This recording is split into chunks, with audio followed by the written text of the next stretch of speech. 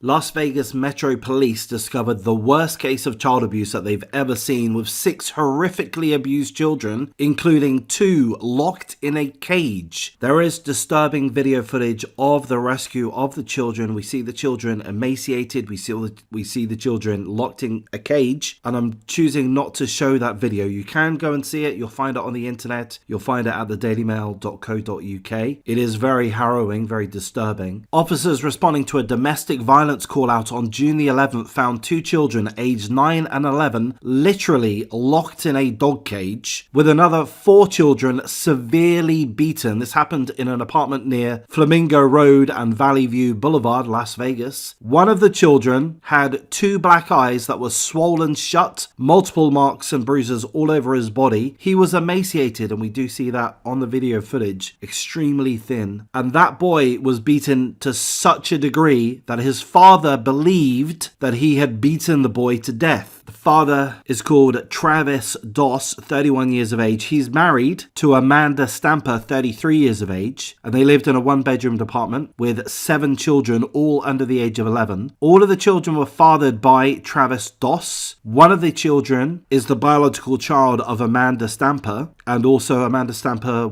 is currently pregnant. Thankfully, all of the children have been removed. I presume they're all receiving adequate medical treatment. They're going to be suffering a lot of trauma. They have been in this situation seemingly for a very long time. A lot of the injuries have healed, indicating that the children were beaten over an extended period, locked in a cage for an extended period. The emaciated state of one of the boys is such that he would have been starved for an extended period. He said that he was given a single chip, a single McDonald's fry to eat. He had to eat from the trash. Treated worse than a dog, by the way. A pit bull was allowed to roam the home at will. A 1-bedroomed apartment, 2 adults, 7 children under the age of 11, and at least 1 dog, I think a couple or more. The good thing here is that the children have been rescued. That's the blessing. The father has been charged with more than 40 offences, including several counts of child abuse, as well as sex trafficking his wife. Again, her name Amanda Stamper, 33 years of age, and she is facing 7 charges of child abuse, 1 for each child. Again, on the footage that I've seen, which features a news report, and you'll find that on the dailymail.co.uk website, we see a brief interview both with the scumbag, psychotic, child-abusing father, as well as the wife, Amanda Stamper, and she claims that she's innocent, pretty much. She claims that she didn't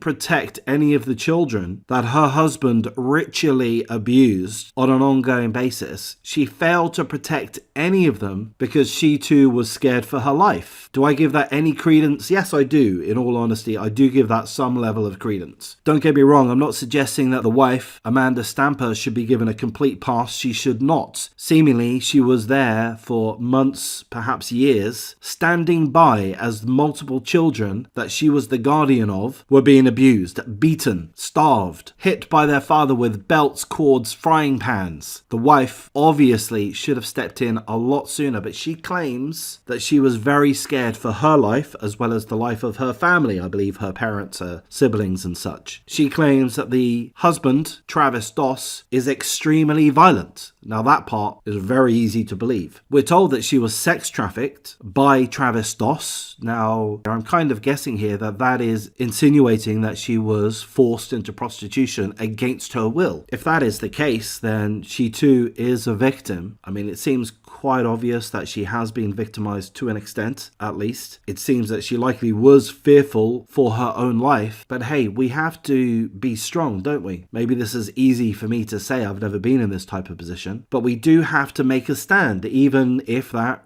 puts our own lives or our own safety in jeopardy. We have to do that. At the moment, we see a war going on in the Ukraine. Maybe I'm going on too much of a tangent here, but there are men, young men, older men too, that are being forced to go to war. They're being forced to stand up for their country against their will. They don't want to do it, some of them. But this is life, isn't it? Maybe I have gone on too much of a tangent there. Sometimes we have to make a stand, even if we know that it's going to cost our own lives. She could have gone to the police sooner. So this came to a head when the local Walgreens, literally situated opposite the apartment, the local Walgreens called the police because there was an altercation between the father and the wife. The father had said to the wife, "I have beaten one of the children so badly that I believe they are dead. I believe they have been dead for the last several days. At which point, that's what it took to convince the wife, Amanda Stamper, to contact police. I believe that's what happened. So police arrived. Neither parents were at home. The children were too scared to let the police in. It took, give or take, 10 minutes before the police were allowed into the premises. It's all on camera, body cam footage. At which point, the police see the distressing situation. 2 children locked in a cage. Other children beaten. The emaciated state of at least one of the children. So that's pretty much all the details that we have at this point. Obviously, an investigation is ongoing. We're not told about the status of the father nor the wife. We don't know if they're being held in custody. I would presume that they are being held in custody. We're not told of a bond. Here's my advice, Las Vegas. Don't let them free. Please do what you can to ensure the children get all of the assistance that they need. The medical care, the ongoing psychiatric care. We're not told of a GoFundMe. I would think and hope that a GoFundMe or similar will become available for these children. I do hope that they have sane family that can take them in. And I do think it is very important to share this topic.